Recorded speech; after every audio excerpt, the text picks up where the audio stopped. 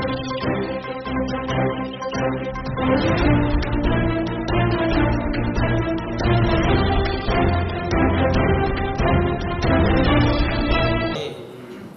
वार्ता में आप ही मीडिया के प्रिंट इलेक्ट्रॉनिक मीडिया के सभी साथियों का अभिनंदन है और मेरे साथ में हमारे मीडिया के प्रमुख प्रमोद जी दीदी बहन राठौड़ जी आपके समक्ष आज विशेष रूप से मैं आपके सामने बहुत सारी चीज़ों को नहीं लेकर ये कहना चाहूँगा कि एक तरफ केंद्र सरकार यानी माननीय नरेंद्र मोदी जी के नेतृत्व के अंदर सेवा सुशासन और गरीब कल्याण और राष्ट्र के हित को सर्वोपरि रखते हुए और किस तरह से गरीब का उत्थान हो उसके लिए वो सामाजिक न्याय और आर्थिक न्याय की काम करते हैं।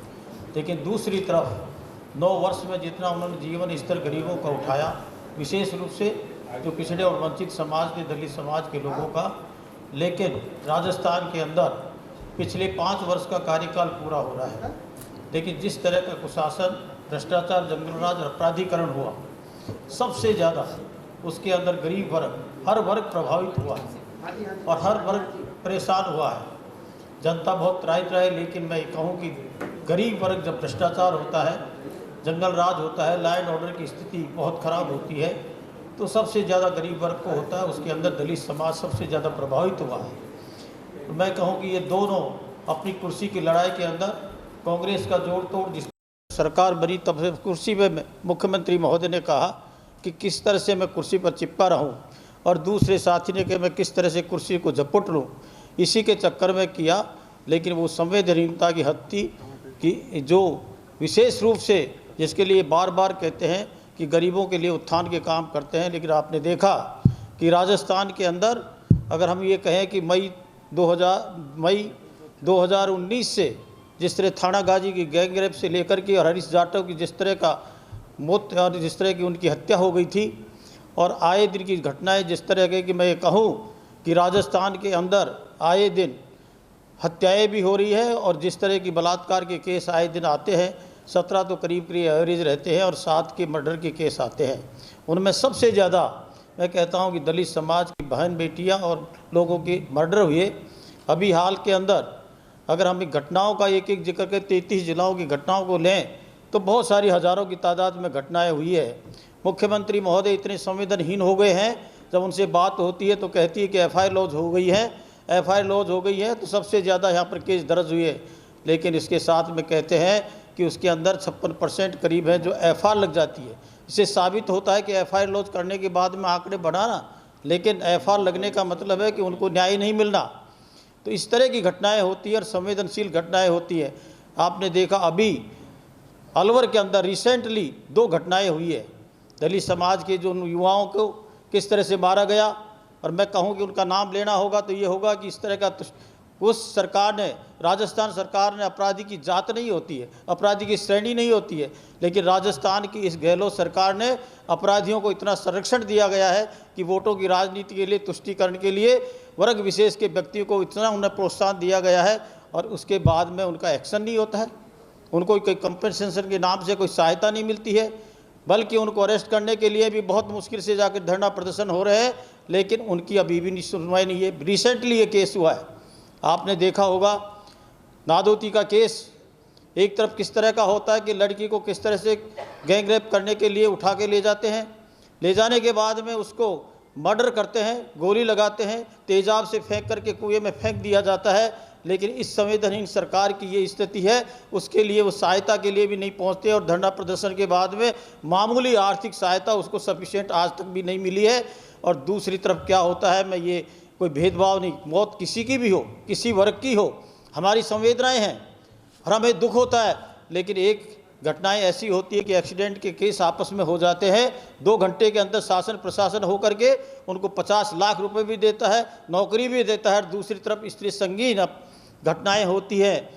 उस नादौती की लड़की के परिवार के लिए न बहुत सारा कोई आर्थिक सहायता मिलती है, बल्कि उनको जो एट्रोसिटीज़ एक्ट के तहत में सामान्य सहायता 2-2.5 लाख मिलती है, उसके लिए भी चक्कर काटने पड़ते हैं। अभी 2 घटनाएं अलवर के अंदर हुई, आज जोधपुर की खाजूवाला की घटनाएं देख ले, भीलवाड़ा की घटनाएं देख ले, किस तरह से रेप के केस होते हैं, भट्टियों में झोंक दिया जाता है, उसके बाद में संवेदन इतने होते, इसके बाद में इनके मंत्रियों के बाद में इन्हीं के विधायक पूछते हैं सदन के अंदर कि इस तरह के ये दुष्कर्म की घटनाएं हो रही हैं, इसमें सोचना चाहिए। तो इनके साथ में क्या आता है, उसको बर्खास्त कर दिया जाता है।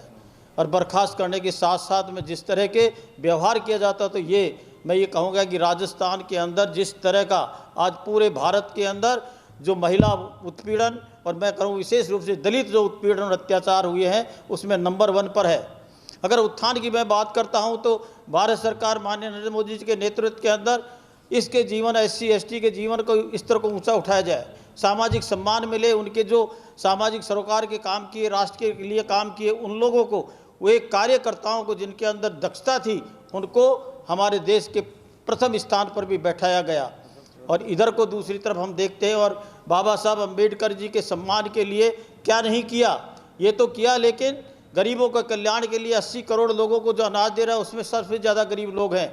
आज ये कहते हैं कि हमने बहुत सारी योजनाएं की, अभी 2.5-3 महीने के अंदर जिस तरह थोती योजनाएं की गई है उसके आधार पर उन गरीबों को कुछ नहीं मिल रहा, बल्कि त्राही वो कर रहे हैं। तो दलित अत्याचार हर जिले के अंदर जो घटनाएं हुई है और विशेष रूप से महिलाओं के अंदर विशेष दलित समाज के ऊपर उनकी अनेक इस तरह की है।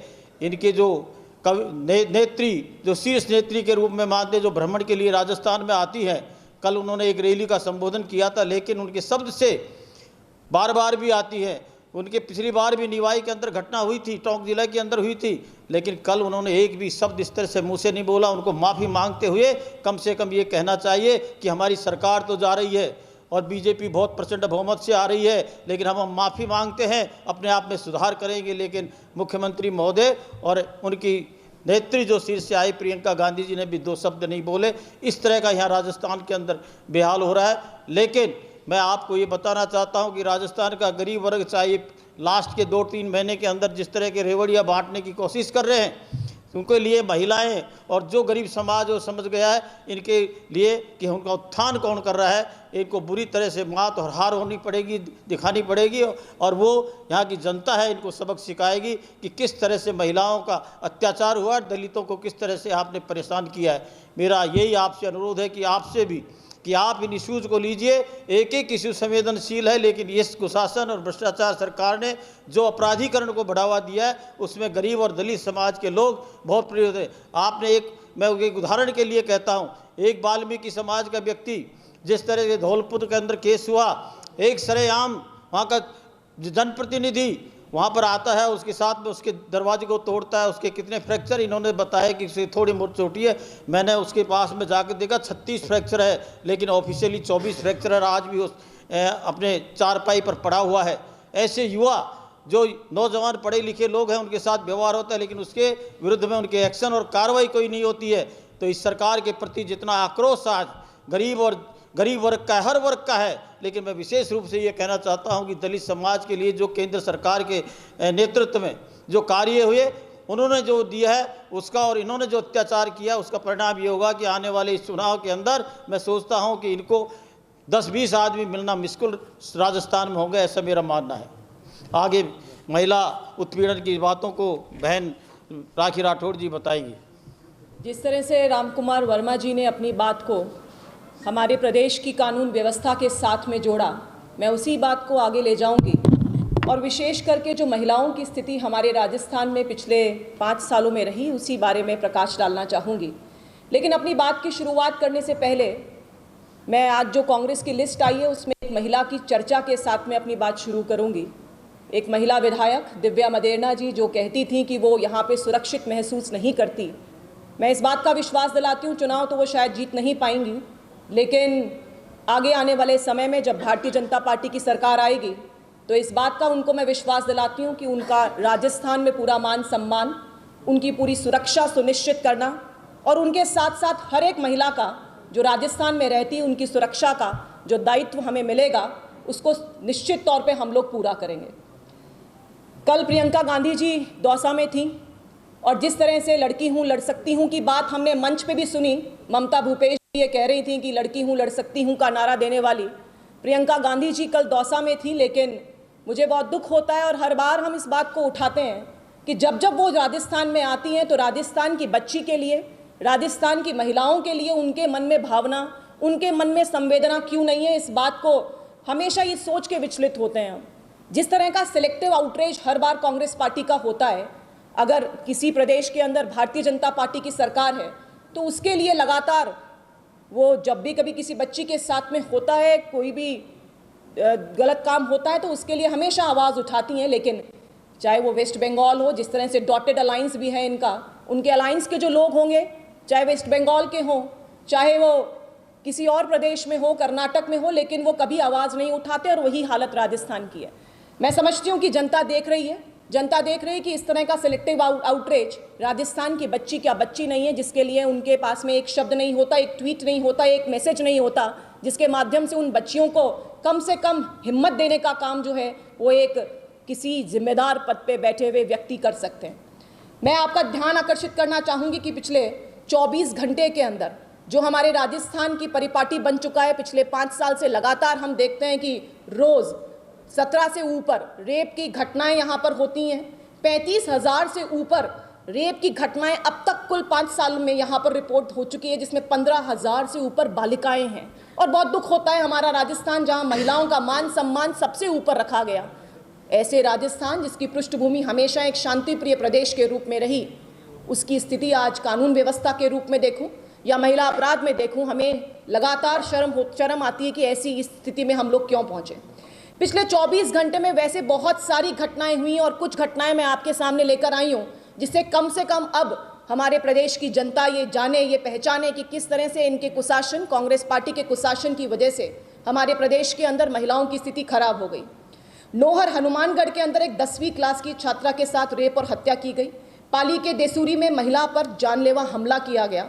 जयपुर के खो नागौरियन में स्टूडेंट के साथ में रेप किया गया। भीलवाड़ा वनेड़ा में कुएं में युवती की लाश मिली। अजमेर गेगल में एक लड़की के साथ गैंगरेप हुआ, एक नाबालिग लड़की के साथ गैंगरेप हुआ। बीकानेर के महाजन में महिला से दुष्कर्म। जोधपुर तिवरी में घर में घुसकर विवाहिता के साथ में दुष्कर्म की कोशिश। और चूरू में स्कूल जाते हुए बच्ची के साथ में छेड़छाड़ की घटना। यहाँ तक कि कल जिस मंदिर में प्रियंका गांधी जी गई थी, उनके जाते ही वहाँ पे एक महिला की चेन तोड़ ली गई। ये साफ दिखाता है कि सुरक्षा व्यवस्था, किस तरह से महिलाओं को सुरक्षा यहाँ पर हमारे राजस्थान में दी जाती है, इस बात का अंदाज़ा हम लोगों को लगता है। और मुझे पूरी उम्मीद है इस बात की कि ये जो महिलाओं की स्थिति हुई, इसके लिए कांग्रेस पार्टी को सज़ा आगे आने वाले 25 नवंबर को हमारे प्रदेश की महिलाएं स्पेशली देंगी। और आप लोगों के माध्यम से मैं महिलाओं से भी निवेदन करना चाहूँगी कि आप 25 नवंबर को जब वोटिंग हो, निश्चित तौर पे ये महिला विरोधी जो सरकार है इसको जवाब देना है। और मुझे ऐसा लगता है कि जिस तरह से जो स्थिति लगातार हमारे राजस्थान के अंदर महिलाओं की रही, किस मुंह से कांग्रेस पार्टी के लोग जाएंगे महिलाओं से वोट मांगने के लिए? उनको कोई अधिकार नहीं है। जो स्थिति इन्होंने महिलाओं की यहाँ पर कर दी है और जिस तरह के स्टेटमेंट्स आते हैं, अभी आदरणीय वर्मा जी कह रहे थे, लेकिन उसके साथ साथ जब विधानसभा के अंदर ये कहा जाता है कि हाँ राजस्थान तो मर्दों का प्रदेश है और इसीलिए रेप में नंबर 1 है, खून खौलता है हमारी महिलाओं का और साथ में हर एक महिला का जो राजस्थान में रहती है। और निश्चित तौर पे आगे आने वाले समय में इसका जवाब जो है वो महिला पुरजोर तरीके से कांग्रेस पार्टी को भी देगी। यहाँ से इस कुशासन को उखाड़ फेंकने का काम जो है वो राजस्थान की महिलाएं निश्चित तौर पर करेंगी। लेकिन जिस तरह का एटीट्यूड लगातार मुख्यमंत्री जी का रहा, लगातार हमने देखा कि किस तरह का एक जो कॉन्फ्लिक्ट है इनके बीच में, एक आधी पार्टी जो है वो कुर्सी खींचने में और आधी पार्टी कुर्सी बचाने में लगी रही। जो स्थिति रही उसमें कैसे जन कल्याण के काम हो सकते थे, और वही कारण हुआ कि पिछले 5 सालों के अंदर जो इन्होंने सोचा वो काम धरातल पर आ नहीं पाया। और इसीलिए मैं सभी महिलाओं से भी निवेदन करना चाहूँगी कि वो इस सरकार को आईना दिखाएं। साथ ही प्रियंका जी जो हर बार एक पर्यटन के रूप में राजनीति को लेती हैं, पढ़ा पढ़ाया सा भाषण पढ़ के चली गई, बहुत सारी चीज़ें ऐसी बोली जो कि धरातल पे सही नहीं थी। और सबसे बड़ा झूठ तो ये है कि कांग्रेस पार्टी जो है वो एक साथ है, एकजुट है। इस तरह के झूठ को जनता समझ चुकी है और जिस तरह का ये पर्यटन हमेशा करती आई हैं, लोगों ने समझ लिया है कि सिर्फ और सिर्फ खाना पूर्ति करने के लिए यहाँ पर आई हैं। मुझे पूरा विश्वास है कि आगे आने वाले चुनाव में राजस्थान की जनता इस कुशासन को उखाड़ कर फेंकेगी। आप सभी का बहुत बहुत धन्यवाद। आप ये बताओ, आपका संकल्प पत्र बाकी है जी, ठीक है जी। तो केवल आप लोग सिर्फ बात ही बात कर रहे हो, आरोप ही आरोप लगा रहे हो, या आपने कोई ऐसा स्ट्रक्चर तैयार किया है जो संकल्प पत्र में आए और महिलाओं को विश्वास हो कि स्थिति में सुधार होगा? देखिए, भारतीय जनता पार्टी जब काम करती है और आदरणीय मोदी जी की हमेशा एक विचारधारा रही है कि जब भी कोई चीज़ लाएं तो उसको धरातल पर उतारने की आवश्यकता, और उसी के लिए अगर हमारा संगठन 33% आरक्षण महिलाओं को देता है अपने संगठन के सभी कमिटीज़ के अंदर, अपने संगठन के अंदर सभी ग्रुप्स के अंदर, तो बेसिकली ये एक तैयारी है। तैयारी किस बात की कि महिलाओं को तैयार किया जाए।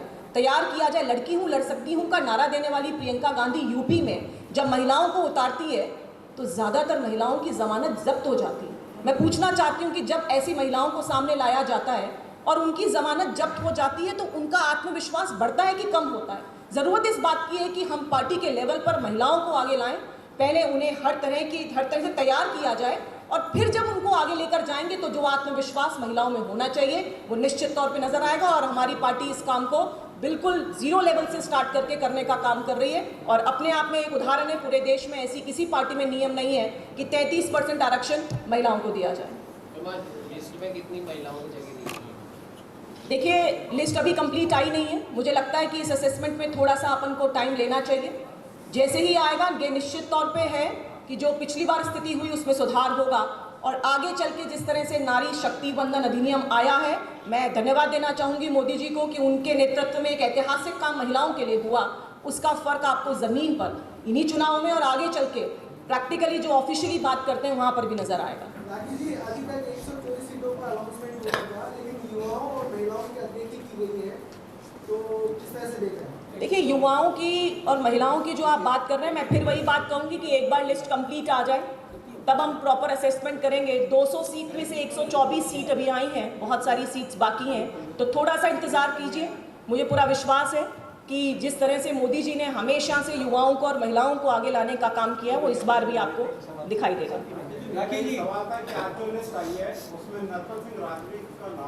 सर जवाब दें।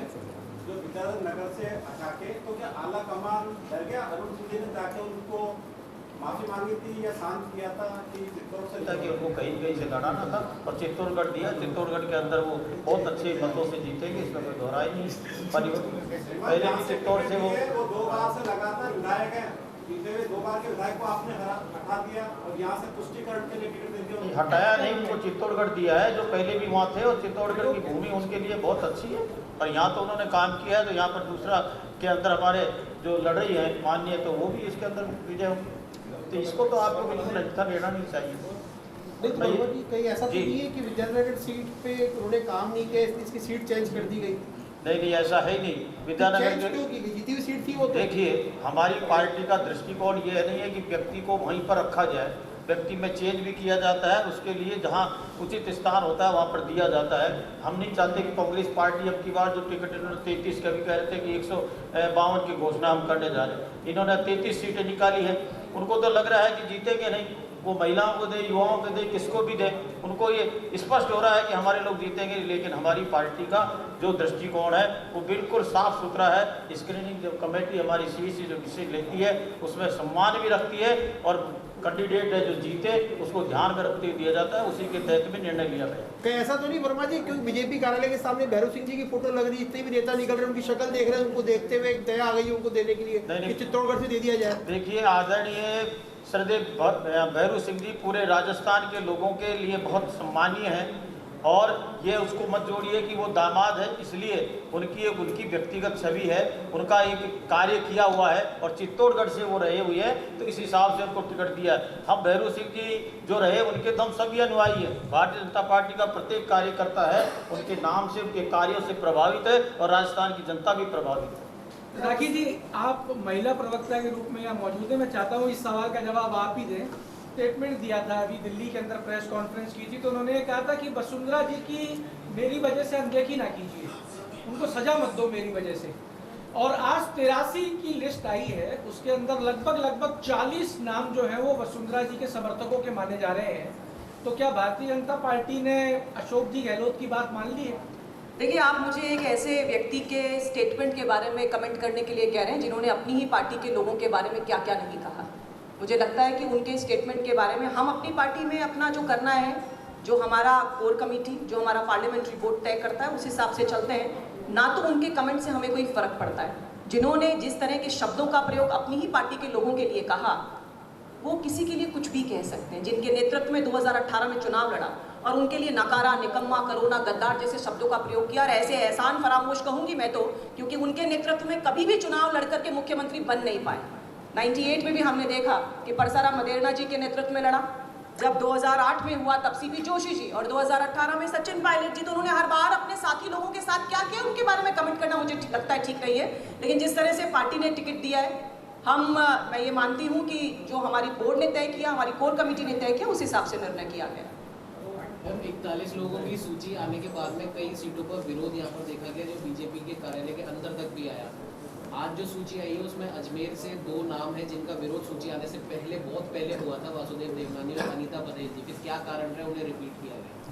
देखिए, मैंने आपको फिर कहा कि कोर कमेटी तय करती है और पार्लियामेंट्री बोर्ड तय करता है। जब पार्टी चुनाव में जाती है तो निश्चित तौर पे पहला जो है वो जिताऊ कैंडिडेट होता है, और वो निश्चित तौर पे वहाँ पे उन्होंने काम किया, जिसकी वजह से पार्टी ने विश्वास किया। जहाँ तक बाकी लोगों के असंतोष की बात है, एक बहुत स्वाभाविक चीज़ है।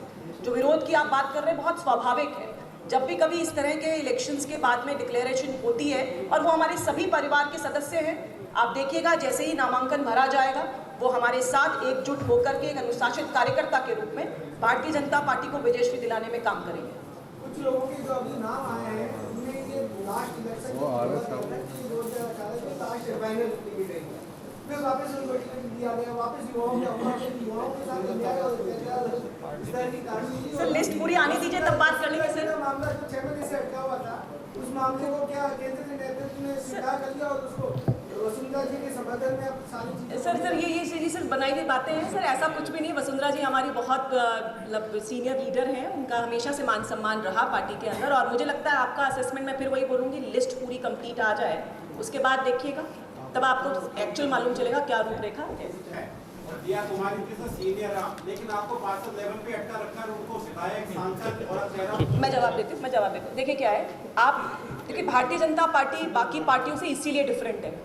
हमारे यहाँ पे पद इम्पॉर्टेंट नहीं है। आज भारतीय जनता पार्टी ने एक पार्षद के रूप में मुझे जो मौके दिए हैं, मैं हमेशा से अपनी पार्टी की बहुत बहुत धन्यवाद, साधुवाद व्यक्त करना चाहूँगी कि यहाँ आने का आज मान सम्मान किसकी वजह से, पार्टी की वजह से।